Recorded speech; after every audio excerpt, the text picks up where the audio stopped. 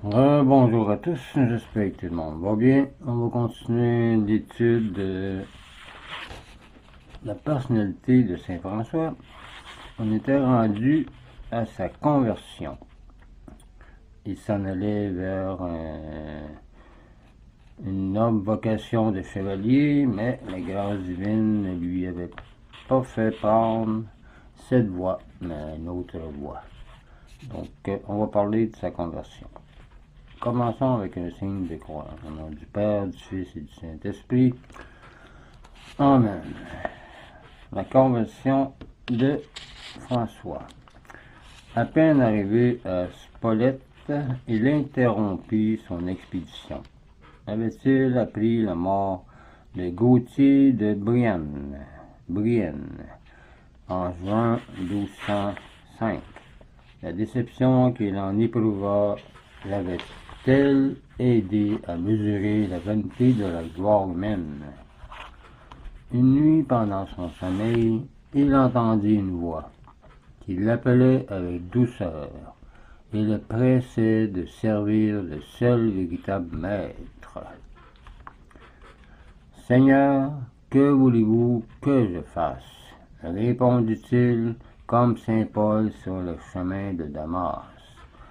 Et la voix supérieure et la voix mystérieuse lui dit: « Retourne à Assise, c'est là que je réaliserai spirituellement ta vision. » Et revint sans tarder. Jusque-là, François avait mené une vie partagée entre les soucis des affaires et les frivolités des fêtes. Il avait tout pour être heureux, mais le Seigneur l'appela à d'autres choses. De là, la manifestation divine de Spolète date le commencement de sa conversion intérieure. Un sentiment religieux qui, depuis son adolescence, était peu développé, car il était trop avec les choses du monde dans sa famille, qui s'était même affaibli. Oui, le sentiment religieux était même affaibli dans le maniement des affaires commerciales, comme j'ai dit, et dans les divertissements que ça apportait. Et il faut raviver alors son âme, peu à peu de la croyance et de la pratique commune dans son milieu et dans son temps.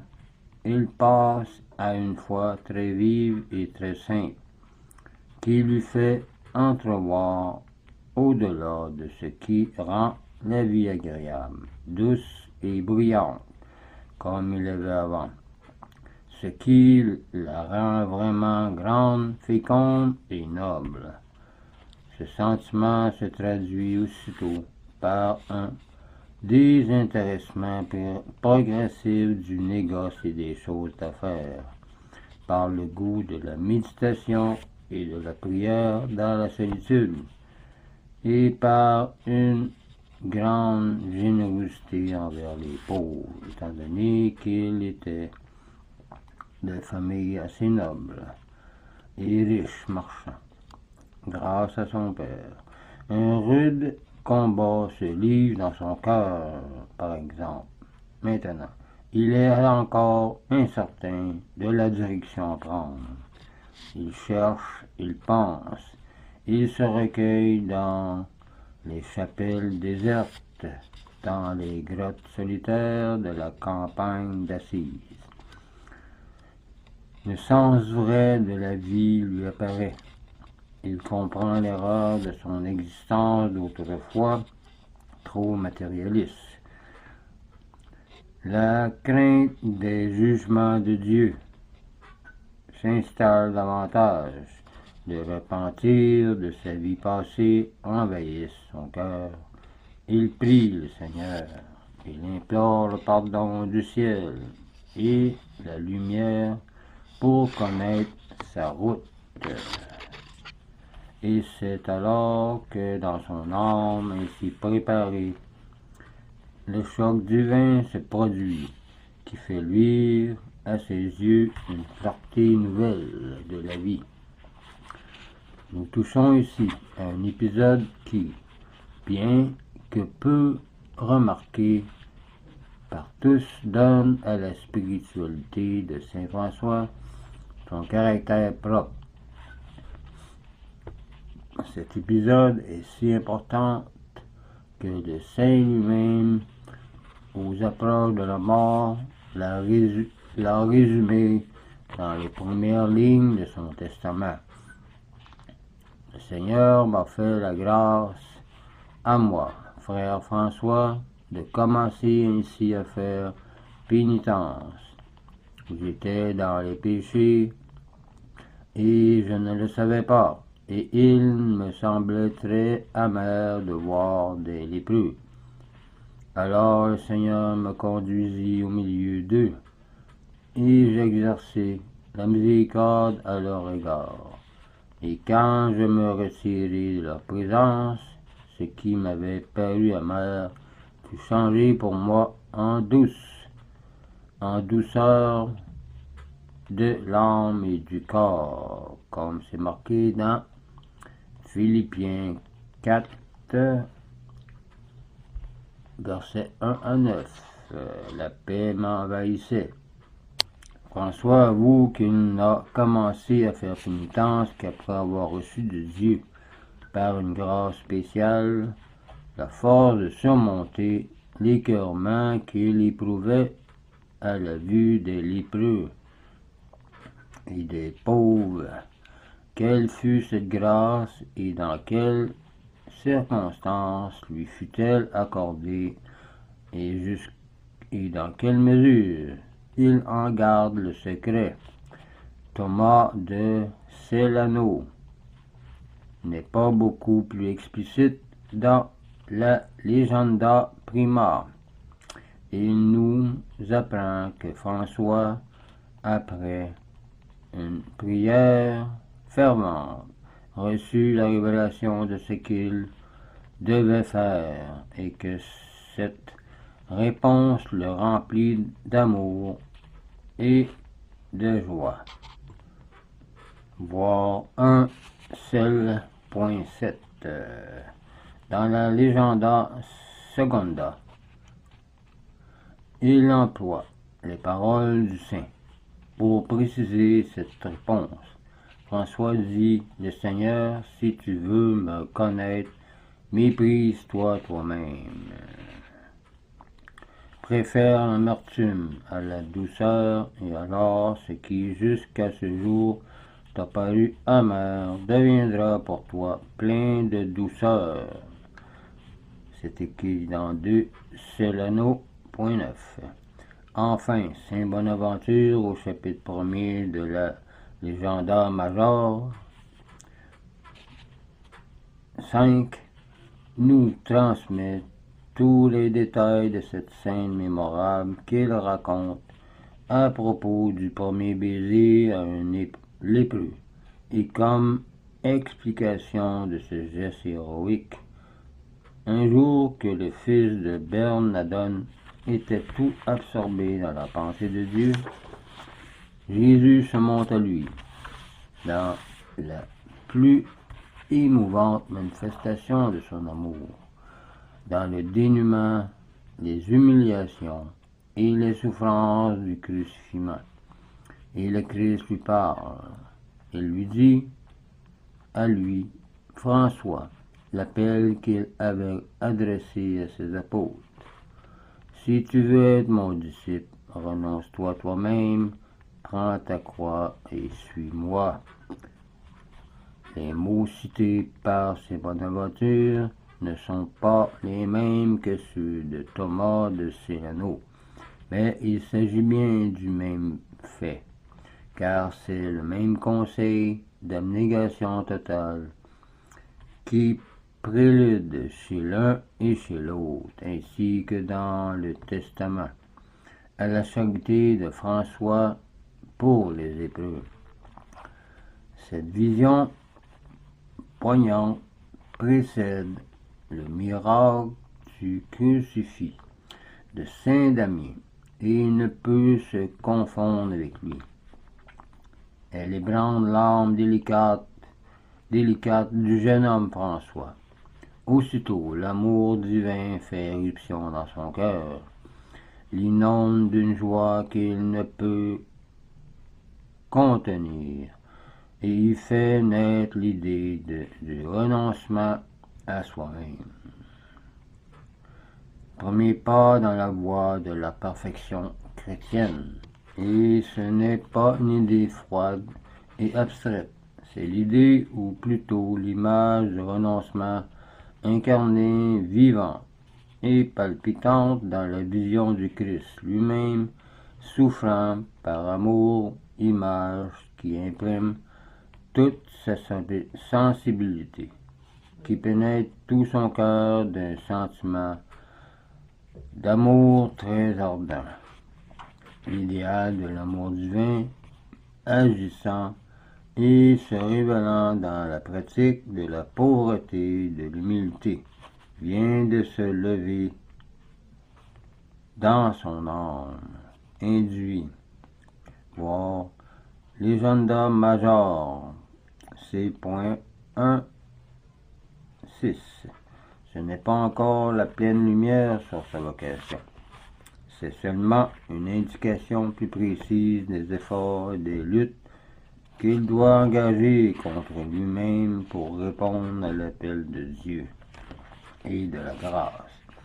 Mais l'idée de sacrifice qu'on fait surgir en lui, la vue et les paroles du Christ, est effrayante pour sa nature.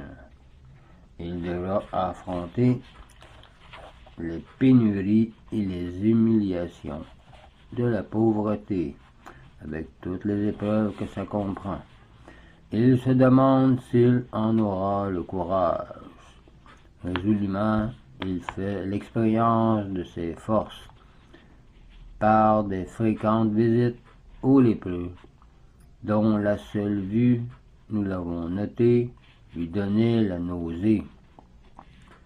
Voir 2 Selena, point 9. Et Leg Major, je vous mettrai ça dans la description. Il fuit ses compagnons qui le harcèlent, qui le pressent de reprendre son sceptre de roi de la jeunesse. Pourtant, il ne rejette pas brutalement l'honneur qui lui est offert. Ses austères méditations ne lui font pas oublier les lois de la courtoisie, et pour ne pas être taxé d'avarice, il consent une fois encore à présider leur réjouissance. Tout son cœur et tout son esprit néanmoins s'élèvent plus haut maintenant. Tu songes donc, lui demandent ses amis, à recommencer tes expéditions guerrières, ou bien alors à prendre femme. Non, répondit-il, je ne partirai pas pour la pouille, je resterai ici et j'accomplirai de grandes actions. Puis j'épouserai la plus noble et la plus belle des femmes. Voir 1 Célano 7, 2 Célano 7. Ce fut la dernière de ces fêtes. Désormais, les compagnies bouillantes ne le reverront plus. Il ne présidera plus les joyeux festins et ne distraira plus au chant des troubadours. Il recherche maintenant la société des pauvres et des lépreux. Il ne se contente pas de secourir de ce dernier les prêtres nécessiteux, de se dévêtir de ses riches habits pour en couvrir les indigents. Il fait lui-même l'apprentissage de la pauvreté, car il était riche. Durant un pèlerinage à Rome, il se mêle à la foule des mendiants et tend la main.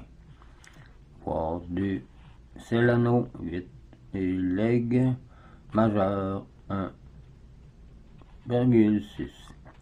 Ce faisant, il agit sans le savoir avec la science du psychologue, qui pour arriver à concevoir le sentiment conforme à ses idées, commence par en accomplir les actes. Un pas redoutable entre tous, il restait à franchir pour sortir du siècle et parvenir au renoncement total, purifié par ses combats contre son orgueil et sa sensualité naturelle. L'âme de François était prête à de nouvelles communications divines. En prière, seul dans l'église délabrée de Saint-Damien, il considérait amoureusement une peinture représentant Jésus en croix, lorsqu'une voix partie de l'image sainte lui dit: « François, dit-elle, lève-toi, répare ma maison qui tombe en ruine. » Il parlait de son église. Tout tremblant, il répondit: « C'est avec joie que je vous ferai ce que vous désirez, Seigneur. » Et revenu de sa stupeur, interprétant à la lettre l'ordre reçu, il se met à la disposition du prêtre de Saint-Damien. Il court à la ville voisine de Foligno et vend une pièce de drap dont il donne le prix aux pauvres des servants de la chapelle. Voir 2 Cell.10, 11 et 1 Cell.8, 9 et legs major 2, 1. L'impression produite par la voix de Jésus crucifié a été trop vive pour qu'elle puisse jamais disparaître de sa mémoire. Il lui semble que son renoncement n'a pas encore été absolu et ne correspond pas encore à son amour. Il restera donc auprès du prêtre de Saint-Damien. Il traversera à reconstruire la chapelle, transportera lui-même de l'eau de pierre et quêtera de l'huile pour la lampe du Saint-Sacrement. Il deviendra la risée de toute la ville.